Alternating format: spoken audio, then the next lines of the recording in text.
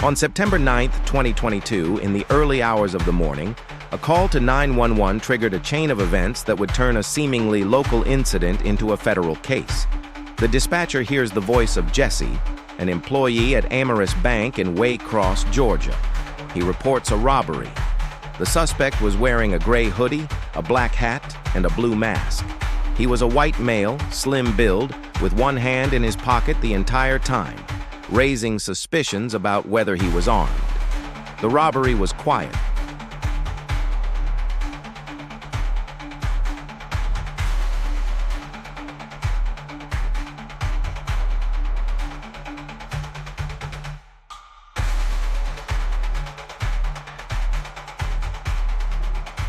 No weapon was shown, no panic. Just a note with clear instructions. Don't press any buttons, hand over the money. He took exactly $876 in cash and vanished. Witnesses later reported seeing the suspect running toward a gray four-door car with a spoiler on the trunk. That seemingly minor detail would prove key in identifying the getaway vehicle. Nearby cameras were checked, and officers began mapping out the escape route.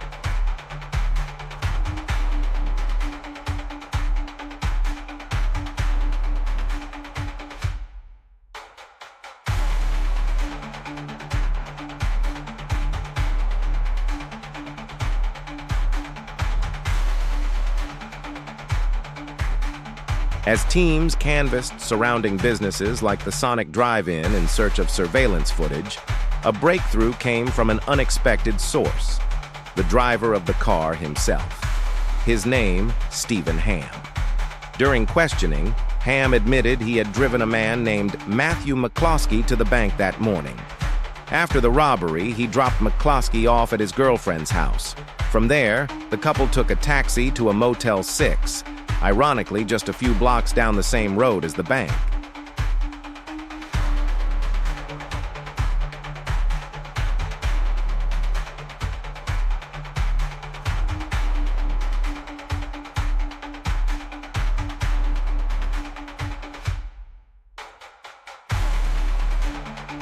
The taxi driver, later located, confirmed the ride and revealed a critical detail.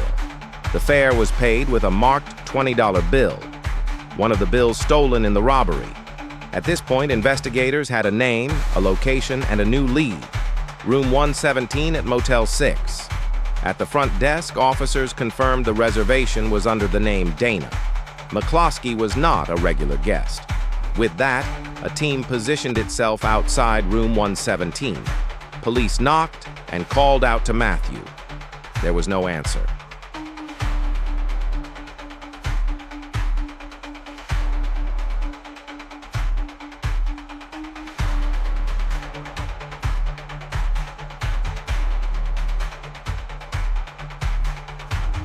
Minutes later, the sound of furniture being dragged inside confirmed their suspicion. The door was being barricaded, and McCloskey wasn't alone.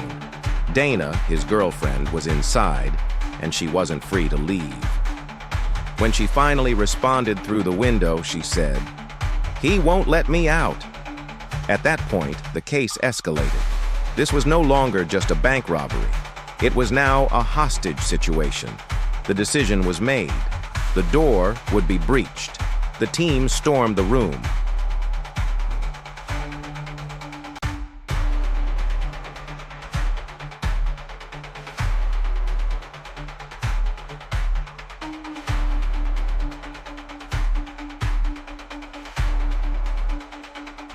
McCloskey was inside, armed with a knife, which he attempted to hide. Even while being restrained, he resisted. He shouted that he was a former Marine and questioned the legitimacy of the arrest. Officers placed him in handcuffs, while Dana was safely escorted out. Matthew McCloskey was taken into custody. On the way to the station, he attempted to free himself from the cuffs, denied holding anyone hostage, and disputed the charges.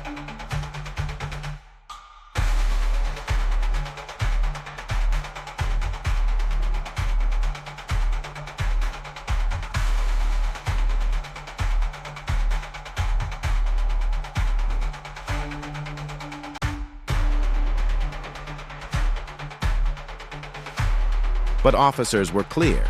He was under arrest for kidnapping, false imprisonment, and federal bank robbery. Further investigation revealed McCloskey had a criminal history. He had previously been convicted of 2 bank robberies in New York, one in 2013, another in 2016. With this new crime, he was sentenced to 14 years in federal prison and 3 years of supervised release. He was also ordered to repay the $870 stolen in restitution.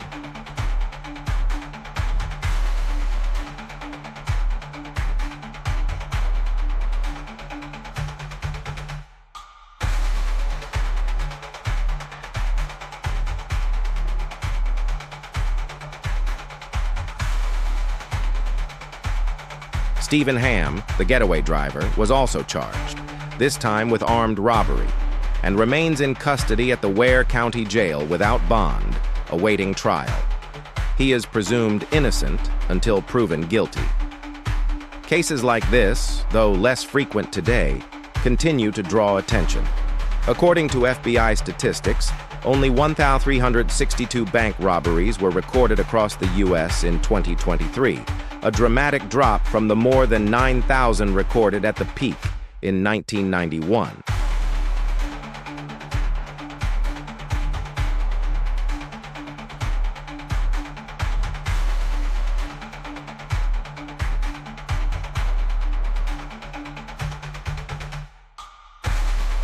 The decline is attributed to increased coordination between local and federal agencies and the high likelihood of resolution. What sets a bank robbery apart from other crimes is the speed and scope of the response. As soon as a bank is involved, jurisdiction shifts to federal. Witness statements, surveillance footage, marked bills, and digital trails all come into play. It's not the kind of crime that ends when the suspect disappears.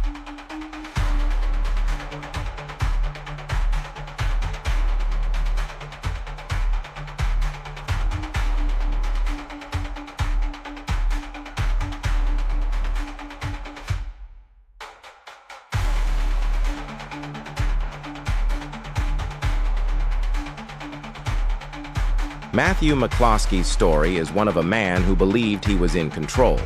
But with every step he took, the investigation was already 2 steps ahead. The bank was just the beginning. Room 117 was the end. And once again, the lesson is clear. Banks don't forget. And the system that protects them never stops.